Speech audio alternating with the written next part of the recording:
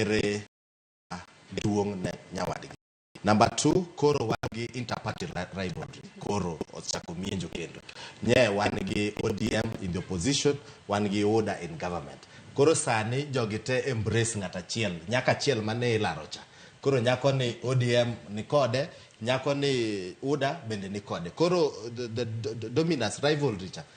Oken Mombasa kende. Waburo nene kata nyaka Nyanza kode. In fact, a good example kane Ruto biro yao Kanyagwal irrigation project. And then tire jowa mo Nyanza mano said ka Ruto chon. They were expecting the president to be gene madika census state. To Ruto bekana react knowing the local politics. So what he did, no ngamano so kata chiel no wacha ni no represent national government, nyongo represent county government. And in fact, no jioling tima jibu kata anoma timore. So koro gik machalo kamago dibete Nyanza ka koro a good example.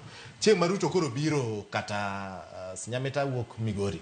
Or the Migori mbadi benitie. Iparo that dias de chalo nani. Nikech noja neno kodamana kinde mokalo kapo nono ni jatend piny obiro moko kuom kweth mapingo piny wacho ok dwar to jogi dhi sando koro gidhi gite gima notimre Mombasa cha dhi neno koni ka voters okobedo sensitized ni gik machalo kamagi gima notimre Mombasa heckling nyeonge, and that was a very good signal. Ma ne onge joma miyo jowadgi pesa ni the heckle ngane, that's political maturity. Ma moving forward nyaka wanyis voters ni ji nyalo bedo kok dwarre in principle or in ideology to one wabedo jo Kenya as the right voters. To be sesa machiel mabende nyiedhore en wach mabende koro lemo kata mna pok mabende no mi kanyo mane en gavana machona mane county ma Mombasa mana Hassan Joho. Winjo kanyo kali wacho ni Obeda mano Mohamed Ali mano Jaod Bura Manyali wacho kanyo ni Joho podono ni opodne lemo makamano ok NCS mana mar NCS mana mar piny Kenya.